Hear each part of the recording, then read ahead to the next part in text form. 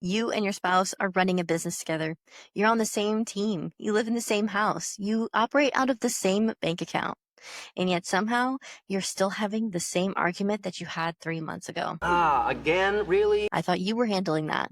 Well, I thought you were handling that.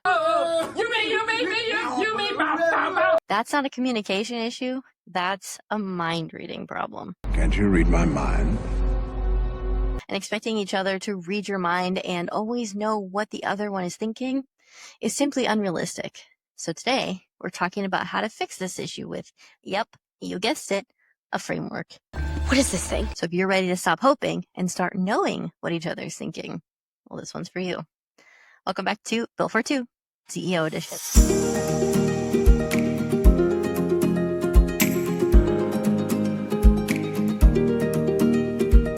Well, hey there. I'm Kimberly Ferguson, CEO and founder of The Emerald Edge, and we help contractor couples build profitable businesses without sacrificing their marriage or their sanity. And today we're talking about something that shows up in almost every contractor couple I work with, and it's not what most people expect.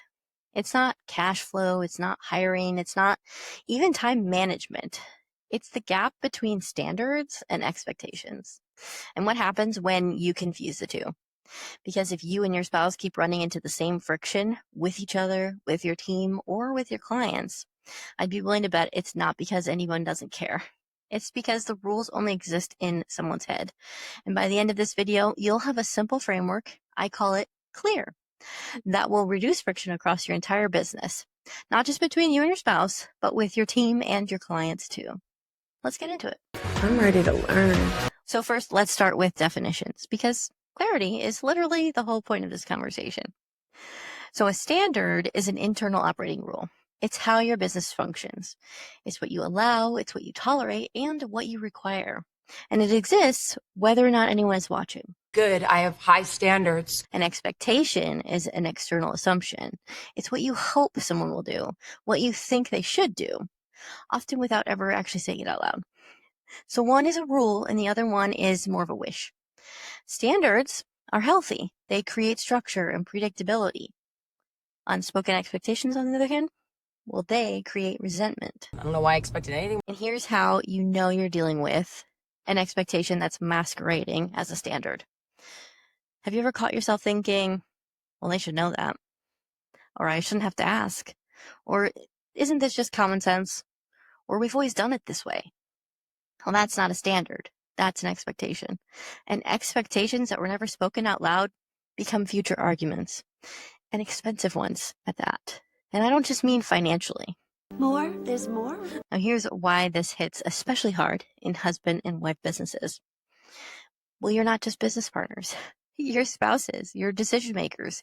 You share a home and a company. So when expectations are unclear, the emotional cost is higher. And the fallout spreads faster. It doesn't stay at the office. It comes home with you. It sits down at the dinner table, and it helps itself to your mashed potatoes. Mashed potatoes? My favorite! If you want fewer recurring issues across the board, you need a way to move expectations out of your head and into the business. And that's where CLEAR comes in. Clear? So CLEAR is a 5-part framework for operational clarity. It helps you stop running your business on assumptions and start running it on structure. We're going to walk through each one of these pieces one at a time. One by one. First one is C. Call it what it is. So the first step is separating facts from assumptions. And there's one question that will save you years of frustration. Is this a standard we agreed on or an expectation I created? It's in my head, man. If something is a true standard, there should be evidence. It's been stated. It's been documented. There's a process behind it. There's an owner. If none of those exist, it's not a standard. It's an expectation. And expecting people to follow something that was never clearly defined is setting everyone up for failure, including yourself. I've been hoodwinked! Most recurring business issues don't come from bad intentions. They come from expectations living quietly in someone's head, quietly collecting resentment like dust on a job site. It builds up slowly, and then one day someone's sneezing and nobody knows why. The fix isn't working harder or communicating more. It's communicating clearly. I have no idea what you just said. So L is list your standards. Standards are not aspirational. They're operational. And for contractor couples, you need them in 3 key areas. Standards for each other inside the business. These are the rules that protect both the partnership and the marriage. Things like we don't undermine each other in front of the team. We respond to internal requests within a defined time frame. We don't make major financial decisions in the middle of an argument. Business conflict stays at the office unless it's genuinely urgent. Urgent B, urgent C, urgent D. And the last one is doing a lot of heavy lifting, because when the business bleeds into every dinner conversation and every Sunday morning, it stops feeling like a partnership and starts feeling like a trap. Nobody signed up for that. I did not sign up for this. Also, standards for your team. Your team doesn't need perfection, they need predictability. Things like deadlines are real, not suggestions. Work lives in project management systems, not buried in someone's text messages from 3 weeks ago. Blockers get communicated early, not at the last minute.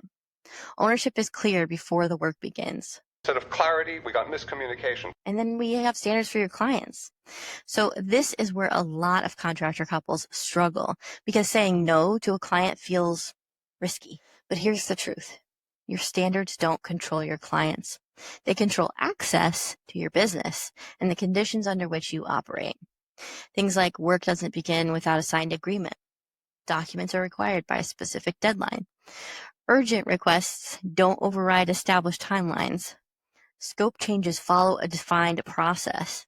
There's a big difference between being rigid and being clear. And clear standards actually make clients feel more confident in you, not less.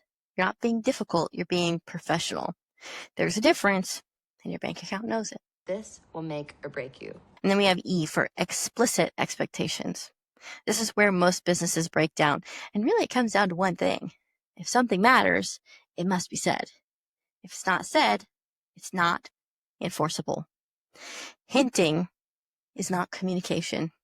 Assuming is not leadership. And hoping your spouse just gets it after 10 years together is optimistic at best. And honestly, a recipe for a very long and silent drive home at worst. Don't say another word. Every expectation should have 3 parts: what needs to be done, by when, and who owns it. Instead of, well, can you handle that? Try, can you complete this and have it done by Thursday at 3? You own it. That's it. That's the whole upgrade. Instead of hoping your team knows what soon means, define it. Instead of assuming your client understands the consequences of delays, state them. Vague expectations are just future arguments waiting to happen, and they will happen right on schedule. This could have been avoided. And then for A, we want to assign roles and decision rights. One of the biggest sources of tension in husband and wife businesses is shared ownership without clear authority. When everyone owns everything, no one truly owns anything. Well, I thought you were doing. And you end up in this constant redecision, second guessing, and that exhausting feeling that one partner is carrying the entire mental load while the other one is apparently just vibing. You guys are gonna help at all. You need clarity around 4 things. Who owns the work? Who approves decisions? Who provides input? And who is simply informed?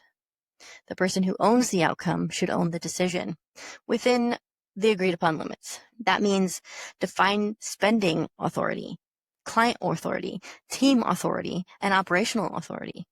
It might feel uncomfortable at first, but here's what I've seen with the contractor couples I work with.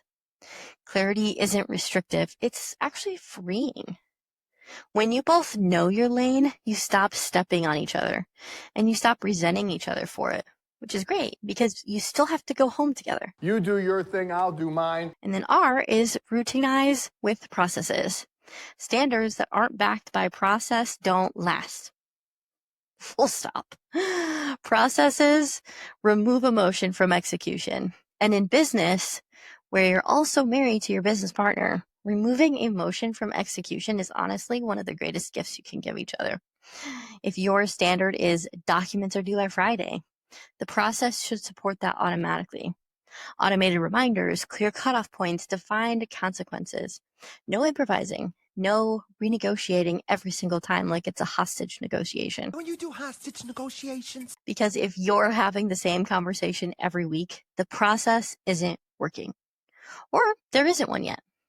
Processes protect relationships because they prevent the same conversations from happening over and over again.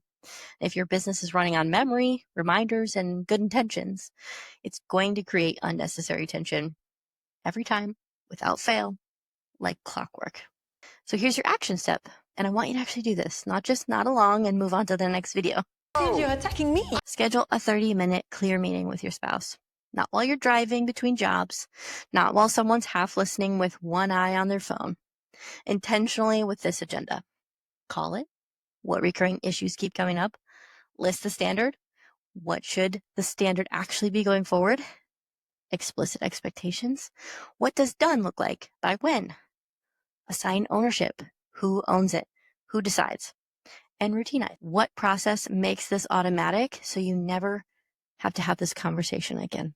Let's settle this once and for all. Do this weekly for a month. And I promise you, you will feel a noticeable shift. Not because you're communicating more, but because you're finally communicating clearly. This is awesome. This changes everything. If your business feels harder than it needs to be right now, it's probably not because your standards are too high. It's because your expectations are too unspoken. Standards create structure. Expectation without clarity creates resentment. Your spouse is your business partner, not your mind reader. Your team isn't psychic, and your clients will not magically develop boundaries on your behalf. I've waited. It doesn't happen. No matter how hard I try. So use clear instead. Call it what it is, list your standards, make expectations explicit, assign roles and decision rights, and routinize with processes.